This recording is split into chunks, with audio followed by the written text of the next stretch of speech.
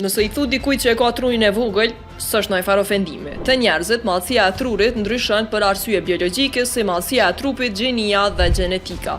Po këto ndryshime nuk përkthehen në inteligjencë. Diri, Pank dhe Johnson theksojnë se çfarë ndikon vërtet në aftësitë njohëse janë lidhjet nervore, organizimi i korteksit dhe mënyra se si komunikojnë rrjetet e trurit dhe jo volumi i përgjithshëm i trunit. Kjo shihet qartë edhe në botën e kafshëve. Balena e ka trunin më të madh nga gjitha gjallësat, edhe elefanti ka tru disa herë më të madh se njeriu, po inteligjenca e tyre nuk i afrohet asaj njerëzore.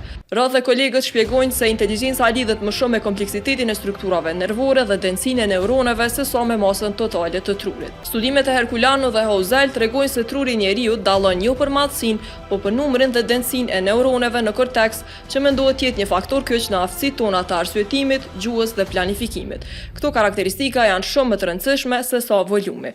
Edhe brenda njerëzve, njerëzit me tru të madh nuk janë domosdoshmërisht më inteligjent.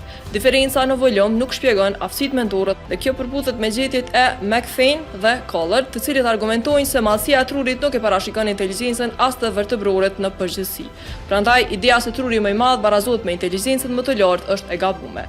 E treta është a e ki trurin e madh atë vogël, kallëzona në komente dhe për më shumë video si kjo, bëja subscribe rëbanit në YouTube edhe në krejt platformat e tjera.